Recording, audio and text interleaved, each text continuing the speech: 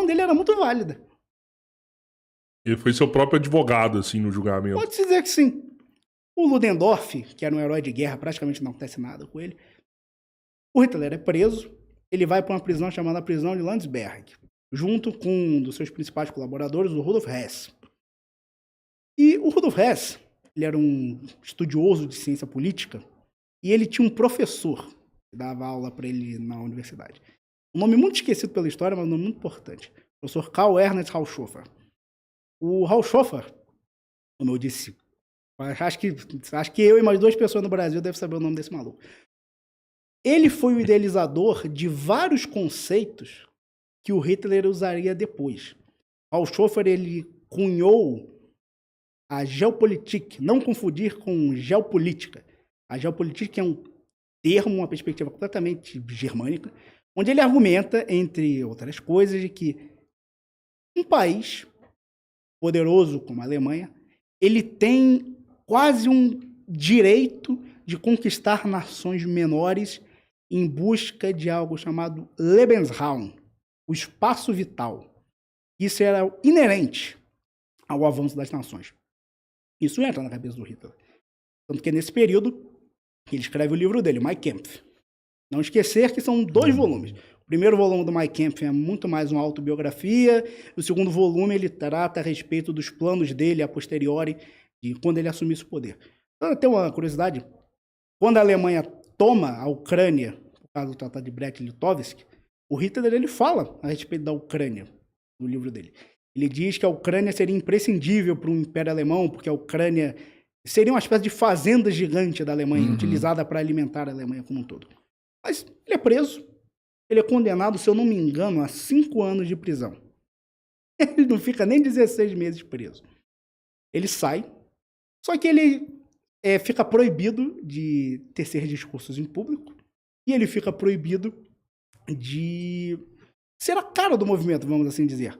Porque o que adianta você ter o Hitler dentro do movimento, que é um orador, se ele não pode fazer discursos em público? E, oficialmente, ele nem era alemão ainda, diga-se de passagem.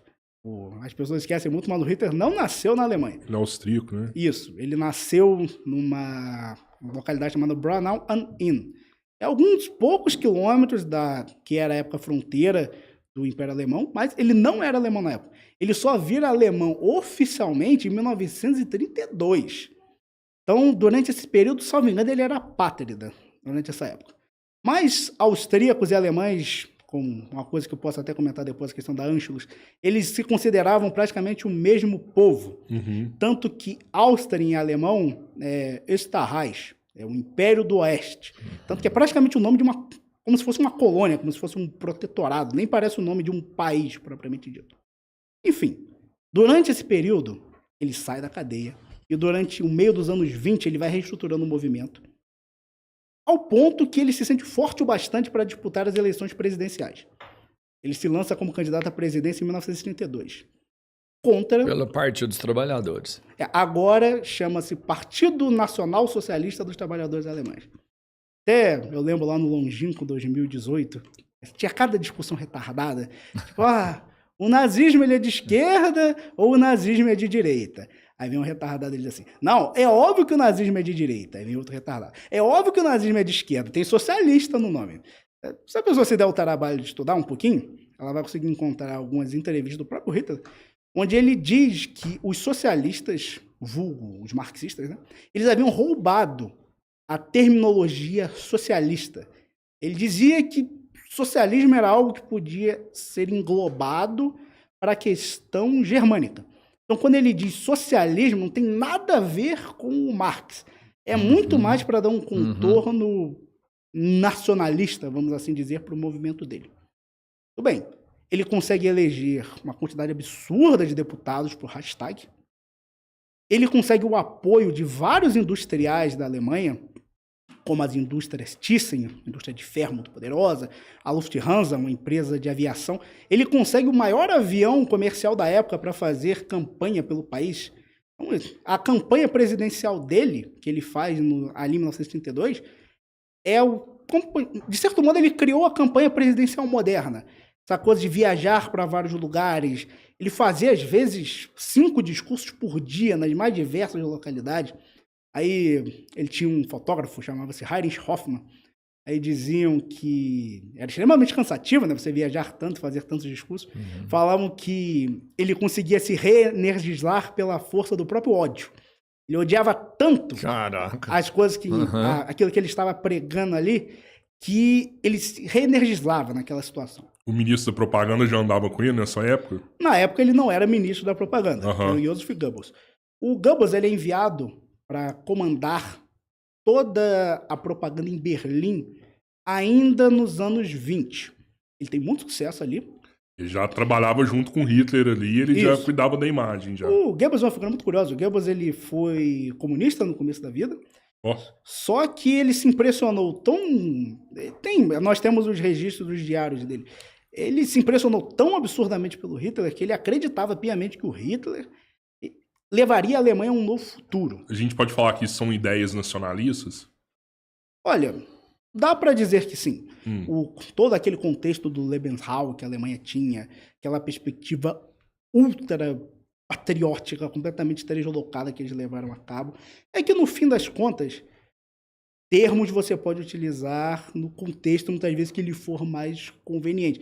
Nacionalismo é um termo muito vago. Sim. A pessoa pode usar nacionalismo tanto de maneira positiva quanto de maneira negativa. Ah, você é nacionalista. O cara pode estar querendo dizer isso como um insulto. Como uma pessoa pode dizer, nossa, você é um nacionalista, como se fosse um elogio. Não. O contexto ele é muito importante. Dependendo do período histórico que você está, uma coisa significa algo completamente diferente de outra. Mas, enfim, tem as eleições de 1932. O presidente eleito, a Friedrich Ebert. Friedrich Ebert, que foi o primeiro presidente da Alemanha, morre em 1925, vem o Hindenburg, que tinha sido comandante militar alemão na Primeira Guerra Mundial. Só que ele também tem um fracasso absurdo em conduzir a Alemanha. E para tornar mais degradante, em 1929, tem a queda da Bolsa de Nova York. E se a Alemanha já estava numa situação periclitante, a Alemanha mergulha no caos.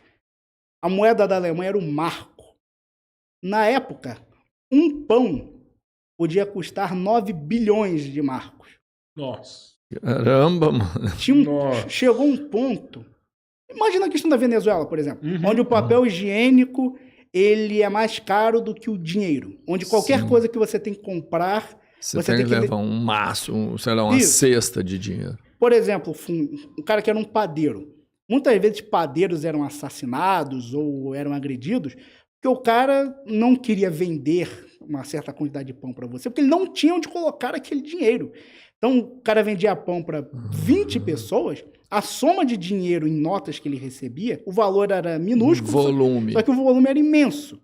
Então, era um estado de convulsão social absurdo que o país ia levando. Então, o Hitler ele vem e diz, eu sou a solução.